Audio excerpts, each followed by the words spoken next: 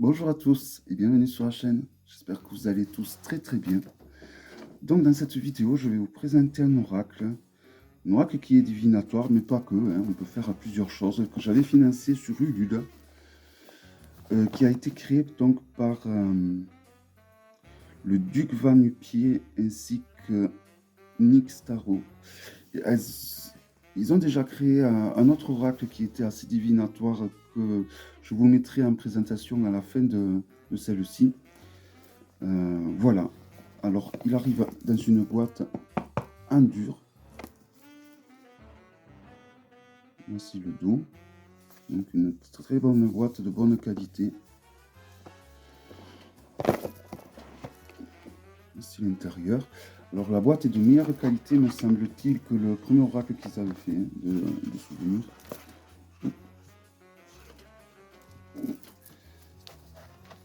Là, me glisse. Alors, on a un gros gaybook qui est entièrement en français. Alors, je vais vous lire la table des matières. Alors, vous voyez, pour chaque carte, par exemple la carte de Baba Yaga, vous allez avoir une explication donc, de la carte. Ensuite, vous allez avoir des mots-clés et des questionnements. Tout ceci pour toutes les cartes.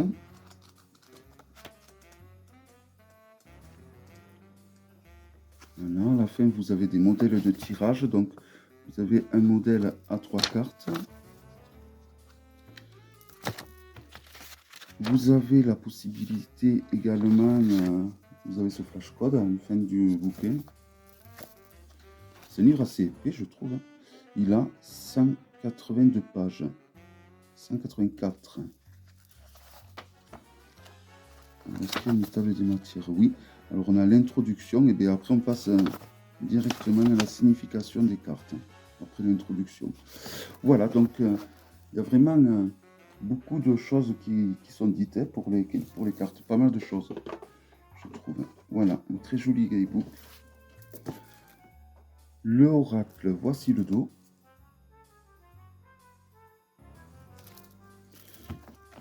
Le contour est noir. Noir brillant, donc c'est pas des contours qui résistaient dans le temps. Alors je pense pas, je vais pas garder cet oracle. Alors si quelqu'un est intéressé, n'hésitez pas à me contacter sur mon adresse mail. Et donc la qualité est vraiment, elle est très bonne, hein. Une très bonne qualité de lame, très épaisse.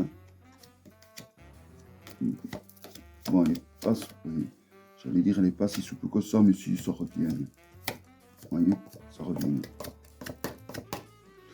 Voilà, vraiment la qualité elle est excellente. Si on le compare à un Grimaud, c'est des cartes oracles, c'est un peu plus large. Mais c'est des cartes oracles qui ne sont pas énormes, elles restent quand même, elles restent assez maniables, vous allez voir. Alors on ne peut pas faire des tirages envers endroit, mais bon, comme je dis souvent, il suffit de fermer les yeux, de regarder ailleurs, hein. Ils se mélangent super bien. C'est pas souvent le cas des oracles, hein, mais celui-là il se mélange divinement bien. Et donc c'est parti pour la présentation. Alors il y a très peu de couleurs, et c'est ça qui fait le charme de cet oracle, hein. Alors il est fait avec des êtres fantastiques.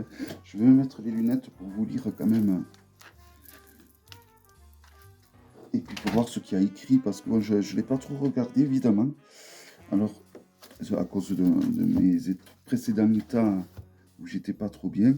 Alors on a le phénix avec 3 mots-clés, cycle, renaissance, organisation. Donc vous voyez, vous pouvez faire de la divination avec, en vous appuyant sur ces 3 mots-clés ainsi que vos connaissances concernant le phénix là, hein.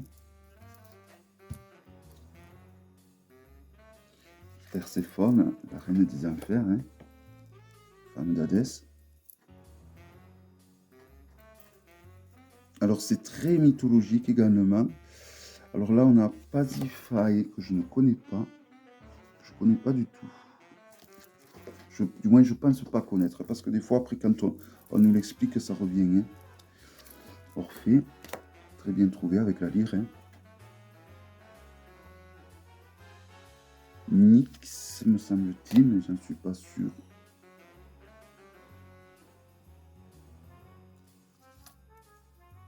Je trouve les illustrations vraiment très très belles.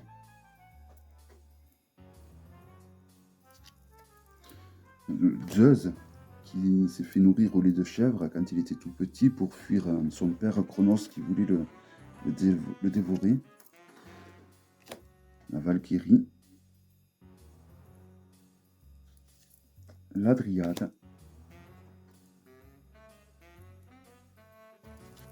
Le démon. D'ailleurs, en effet, sur le tarot du serpent Peacock, j'ai quelques démons qui ont cette allure. Dagda. Chronos.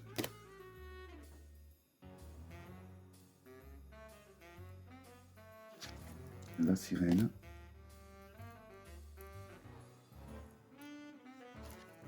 Le satyre. Vraiment, les illustrations sont très belles et cette pointe de couleur, ça rehausse l'illustration. Je trouve que c'est vraiment, vraiment, ils sont très très bien faits. D'ailleurs, leur précédent oracle était en noir et blanc. Donc Médusie, qui est une fée de chez nous, une fée, bon, je ne sais plus dans quelle région de France, mais voilà, c'est une fée qui vient de chez nous. D'ailleurs, je vous avais présenté le tarot, alors je ne sais plus le nom, décidément j'oublie tout aujourd'hui. Un tarot où il y avait Mélusine.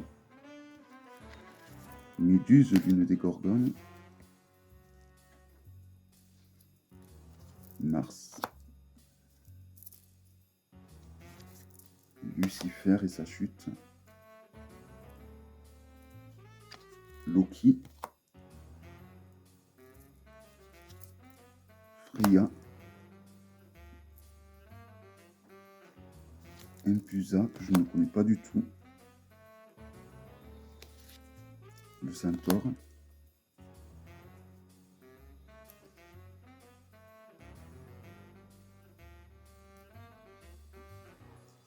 Le Morne, donc qui tisse la vie, la naissance et la mort. Hein. La Morgane, qui a le vent en poupe en ce moment d'ailleurs.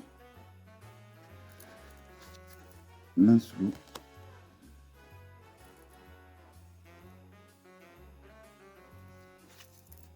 Le Kraken.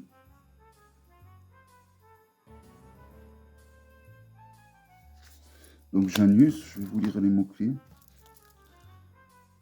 Oui, vous devez le connaître, hein, certains. Alors il y a paradoxe, changement, première fois. Voilà, et c'est vrai qu'à partir de... C'est des mots-clés qui sont très parlants. Et donc à partir de ces mots-clés, évidemment, on peut... Ça ouvre la porte à plein d'autres mots-clés, ainsi que plein de phrases. Et voilà, et donc c'est un jeu qui marche très bien de façon intuitive. Et qui marche très bien de ce fait pour la divination.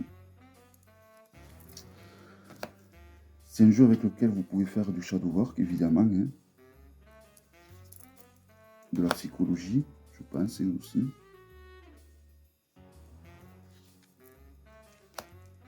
Arachné. Un coup que je ne connais pas. L'Amazone. L'ange, alors je crois que c'est des... Je ne sais pas si ça représente pas des chérubins ou des séraphins quand ils sont comme ça, je ne sais plus. Korrigan. Beaucoup de personnages de mythologie nordique. Circé et Grèce, évidemment. Cernunnos. Cerbère. Lilith. La Banshee, qu'on ne voit pas souvent dans les jeux de divination, c'est très bien qu'elle y soit. Et on finit donc avec le dieu de la guerre, Arès, amant d'Aphrodite. Voilà, donc vraiment c'est un très beau jeu, je trouve. Je trouve que graphiquement, cette touche de couleur rehausse vraiment le côté noir et blanc. La qualité est vraiment magnifique, il n'y a rien à redire. Voilà, un très très beau jeu. N'hésitez pas à me contacter si vous êtes intéressé, évidemment. Alors pourquoi je le garde pas? Parce que je reste branché vraiment Béline. Et puis bon, j'ai quelques autres jeux d'oracle. Sur les oracles, j'ai mis les oracles sur les animaux, en fait. Et c'est vrai que bon, il s'agit de jeux sur la mythologie, je préfère taper dans des tarots plutôt. Voilà, en tout cas, il est vraiment magnifique. Il s'agissait donc de l'oracle Odysseia. Je m'excuse pour la prononciation. Un très beau packaging également. J'espère que cette vidéo vous aura plu et je vous donne rendez-vous à très bientôt pour une prochaine vidéo. Bye bye.